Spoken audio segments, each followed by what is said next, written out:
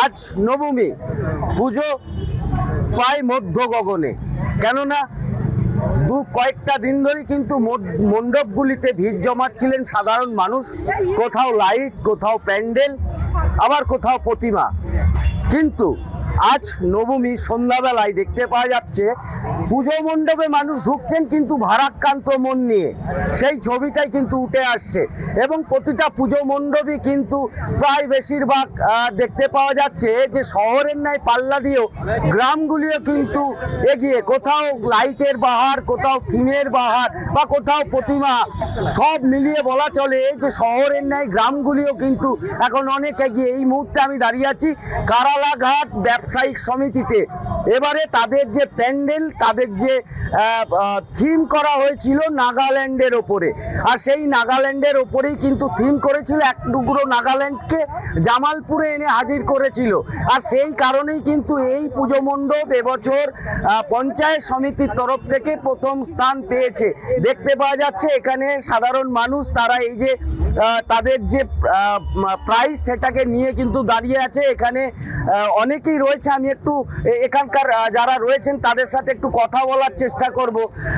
এবারের আপনাদের থিম কি করা হয়েছিল? মূলত নাগাল্যান্ড, নাগাদার। কি কি কত মানুষ কিভাবে ভিড় করলো দেখলে?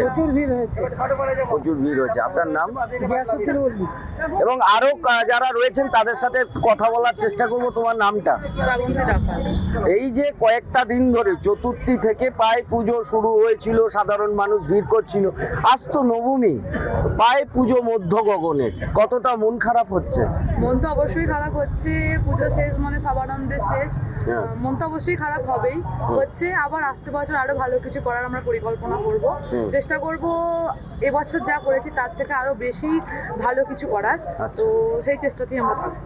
এই যে তোমরা যে পুরস্কার পেলে পঞ্চায়েত সমিতির তরফ থেকে, এতে কি আরো উদ্যম বাড়লো আগামী বছর? অবশ্যই তারা আমাদেরকে এই যে এগিয়ে দিচ্ছে একটা করে কি বলবো জায়গা দিয়ে, তো আমরা পরবর্তীকালে চেষ্টা করব আরো ভালো কিছু করার, প্রতিমায় আরো ভালো চেষ্টা করার বা পূজা মণ্ডপে আরো ভালো কিছু চেষ্টা করার, যাতে পরবর্তীকালে আমরা আমাদের সবকিছুকে সেরা জায়গা দেখার চেষ্টা করব।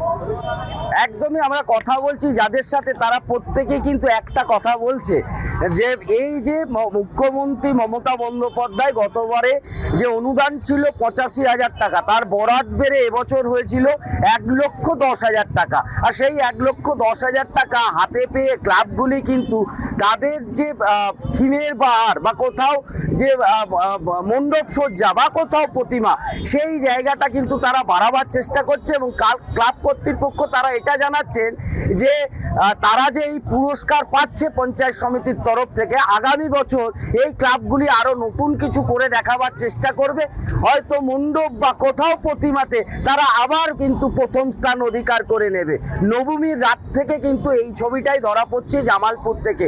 তবে যেমন পুরস্কার পাওয়ার পর খুশি কার্যকর্তারা, ক্লাব কর্তৃপক্ষ, তেমনই কিন্তু ভারাক্রান্ত মন নিয়ে কিন্তু আবারও একটি নতুন বছরের অপেক্ষা, আবারও মাকে আহ্বান জানানোর জন্য আবারও অপেক্ষা করবে একটি বছরের জন্য, এমনটাই জানাচ্ছে।